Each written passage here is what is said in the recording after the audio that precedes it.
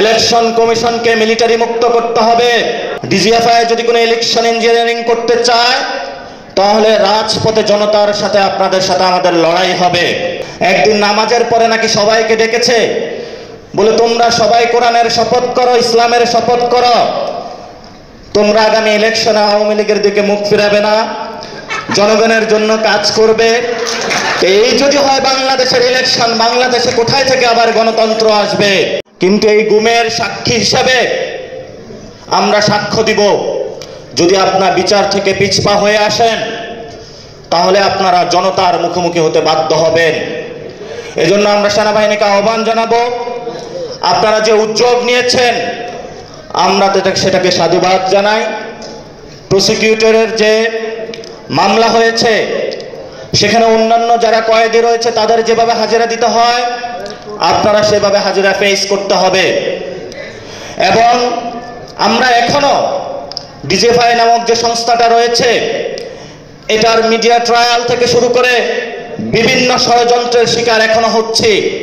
আমরা আওয়াজ তুলেছিলাম বাংলাদেশে ডিজিএফআইকে সংস্কার করতে হবে, কিন্তু আপনাদের থেকে এখনো কোনো উদ্যোগ আমরা দেখি নাই। এটা আমাদের জন্য দুঃখজনক।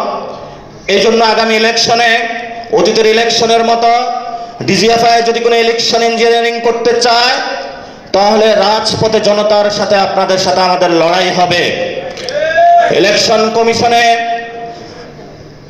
মিলিটারি থেকে একজন পার্সন দেওয়া হয়েছে, জামায়াত ইসলামী থেকে একজন দেওয়া হয়েছে, বিএনপি থেকে একজন দেওয়া হয়েছে, নতুন করে নব্য গ্যাং ঢাকাতে নাকি বের হয়েছে, ছোটন গ্যাং, সেখান থেকেও নাকি একজন হয়েছে।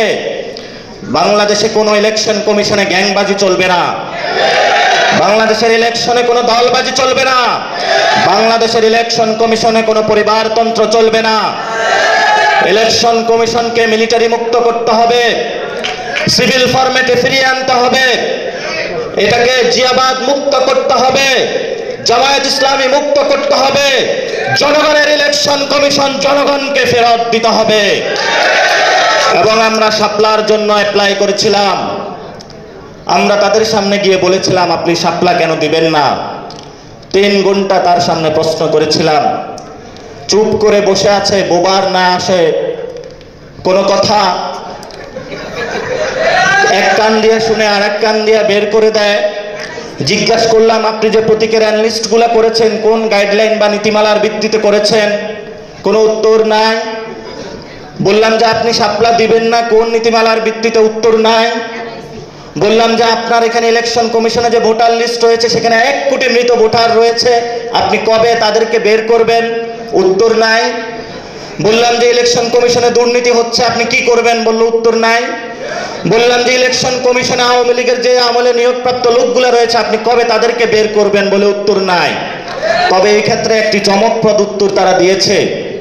একদিন নামাজের পরে নাকি সবাইকে ডেকেছে, বলে তোমরা সবাই কোরআনের শপথ করো, ইসলামের শপথ করো, তোমরা আগামী ইলেকশনে আওয়ামী লীগের দিকে মুখ ফিরাবে না, জনগণের জন্য কাজ করবে।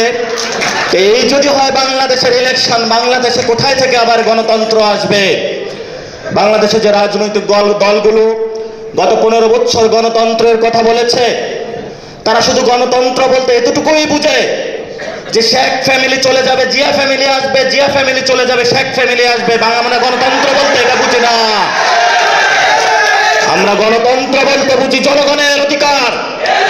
এই জনগণের অধিকার ফেরতে যেতে যদি আবার শেখ ফ্যামিলি, জিয়া ফ্যামিলি, মওদুদি ফ্যামিলির আবার ফেরত আনার চেষ্টা করতে হবে। আপনাদের সাথে রাজপথে শক্ত লড়াই হবে, শক্ত লড়াইয়ের আপনারা সবাই প্রস্তুতি নেন। ইনশাআল্লাহ লড়াইয়ে আমরা জিতবো, সেই লড়াইয়ে দেখা হবে, আবু সাঈদ আর উত্তরসূরিরা জয়ী হবে।